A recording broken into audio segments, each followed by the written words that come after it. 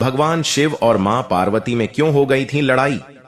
मत्स्य पुराण की एक कथा के अनुसार मां पार्वती का रंग बचपन में काला था तथा उनके काले रंग की वजह से हुआ था शिव पार्वती का झगड़ा। नमस्कार दोस्तों, स्वागत है आपका हमारे चैनल में। वीडियो में आगे बढ़ने से पहले आपसे अनुरोध है कि चैनल को सब्सक्राइब करें और कमेंट में हर हर महादेव लिखकर परमात्मा को अपना आभार व्यक्त करें। दरअसल उनके काले रंग होने के पीछे ब्रह्मा जी की एक लीला थी, जिसकी वजह से मां काली बचपन में काले रंग की पैदा हुई थी। जब महादेव और मां पार्वती का विवाह हुआ था, भगवान शिव ने मां पार्वती का मजाक उड़ाया और एक दिन भोलेनाथ ने मजाक में पार्वती जी के काले रंग का मजाक उड़ा दिया था, जिसकी वजह से मां पार्वती ने भगवान शिव को त्याग दिया तथा कैलाश छोड़कर चली गई और फिर तपस्या कर उन्होंने अपने काले रंग को गोरे रंग में बदल दिया। और संसार में गौरी के नाम से प्रसिद्ध हुई मत्स्य पुराण की कथा के अनुसार जब तारकासुर ने ब्रह्मा जी से यह वरदान प्राप्त कर लिया था कि उसकी मृत्यु भगवान शिव के ऐसे पुत्र से हो जो उसे 7 दिन की उम्र में ही मार सके, तो उस वक्त भगवान शिव बिना पत्नी के बैरागी जीवन जी रहे थे। भगवान शिव की पहली पत्नी देवी सती ने कुछ वर्षों पहले ही अपने पिता के यज्ञ में आत्मदाह कर लिया था। ब्रह्मा जी से वरदान पाकर तारकासुर ने तीनों लोकों पर अधिकार कर लिया। तब ब्रह्मा जी ने देवताओं की प्रार्थना पर उन्हें बताया कि जल्द ही देवी सती फिर से जन्म लेंगी और पार्वती के रूप में उनका विवाह भगवान शिव से होगा। इसके बाद शिव और पार्वती को एक पुत्र की प्राप्ति होगी जो अपने जन्म से 7वें दिन ही तारकासुर का वध कर देगा। ब्रह्मा जी की प्रेरणा से देवी सती अब पार्वती देवी के रूप में हिमालय और मैना की पुत्री के रूप में जन्म लेने ही वाली थी कि ब्रह्मा जी ने रात्रि देवी को बुलाकर एक लीला रच दी। उन्होंने काल रात्रि देवी को आदेश दिया कि वह गर्भवती मैना के गर्भ में अंधकार रूप में प्रवेश कर जाएं और जब उनकी संतान का जन्म हो तो वह उसे अपने प्रभाव से जब चाहे काले रंग की कर दें। देवी काल रात्रि ने ऐसा ही किया। वह देवी मैना के गर्भ में प्रवेश कर गई और जब पार्वती का जन्म हुआ तो उनके शरीर के अंदर काले रंग के रूप में रहने लगी और पार्वती के शरीर से निकली काल रात्रि देवी। वैसे पार्वती देवी जन्म से गौरी थी, लेकिन देवी काल रात्रि जब चाहती उन्हें काले रंग की बना देती थी। पार्वती देवी ने तपस्या कर शंकर जी को प्रसन्न कर लिया और जल्द ही मां पार्वती और भोले शंकर का विवाह भी धूमधाम से हो गया।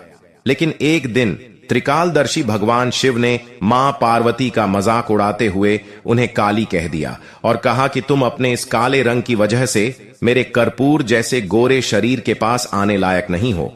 दोस्तों, आप तो जानते ही हैं कि भगवान शिव कर्पूर गौर यानी कपूर की तरह गोरे रंग के हैं। मां पार्वती अपना यह अपमान बर्दाश्त नहीं कर पाई और तुरंत कैलाश छोड़कर चली गई। मां पार्वती ने एक पर्वत पर जाकर घोर तपस्या शुरू कर दी ताकि उनके शरीर का रंग भी शंकर जी की तरह गोरा हो जाए। अब ब्रह्मा जी तो सृष्टि के रचयिता हैं, वह कोई भी काम करते हैं तो उसके पीछे आने वाले भविष्य की कोई घटना छपी होती है। जब पार्वती की तपस्या कर रही थी तो ब्रह्मा जी प्रकट हो गए और उनसे इस तपस्या की वजह पूछी। देवी पार्वती ने बताया कि भगवान शंकर ने उनका अपमान सिर्फ इस वजह से किया है क्योंकि उनके शरीर का रंग उन्हें काला दिखा। दोस्तों, हमने आपको पहले ही बताया है कि पार्वती भगवान शंकर को काले रंग की इसलिए दिख रही थी क्योंकि ब्रह्मा जी ने लीला कर पार्वती देवी के शरीर के अंदर काल रात्रि देवी का प्रवेश कर दिया था। अब ब्रह्मा जी के कहने पर काल रात्रि ने मां पार्वती का शरीर छोड़ दिया। जैसे ही काल रात्रि देवी ने मां पार्वती का शरीर छोड़ा तो पार्वती देवी गोरे रंग की हो गई और संसार में गौरी के नाम से विख्यात हो गईं। इसी दौरान इतने दिनों तक अपने अपमान की ज्वाला क्रोध से जल रही पार्वती देवी के मुख से एक विकराल शेर निकाला और वह बाहर आकर खड़ा हो गया। देवी पार्वती के शरीर से निकली कालरात्रि देवी को ब्रह्मा जी ने कौशिकी की देवी का नाम दिया और उनसे कहा कि आप विंध्याचल में निवास करें और भविष्य में शुभ और निशुंभ दैत्यों का वध करें।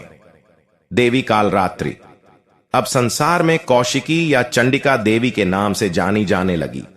देवी कालरात्रि को ब्रह्मा जी ने वह शेर भी वाहन के रूप में दे दिया जो देवी पार्वती के क्रोधित मुख से निकला था।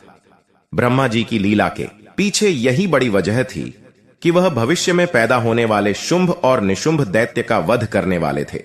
इसीलिए उन्होंने इतने वर्षों तक देवी पार्वती के अंदर देवी काल रात्रि को छुपा कर रखा था, ताकि समय आने पर उन्हें कौशिकी या चंडिका देवी के रूप में संसार में प्रकट किया जा सके। दूसरी तरफ देवी पार्वती का शरीर पूरी तरह से गोरे रंग का हो चुका था और अब वह संसार में गौरी मां के रूप से विख्यात हो गई। देवी पार्वती भी अब कैलाश लौट आईं, जहां भोलेनाथ उनका इंतजार कर रहे थे। कुछ वक्त बाद भगवान शंकर देवी पार्वती से कार्तिकेय का जन्म हुआ, जिन्होंने अपने जन्म के साथ में दिन की तारकासुर का वध कर दिया। दोस्तों, उम्मीद है आज की कथा आपको जरूर पसंद आई होगी। वीडियो पसंद आई हो तो लाइक कीजिए। ऐसी और कहानियों के लिए चैनल को सब्सक्राइब कीजिए। आपका धन्यवाद। हर हर महादेव।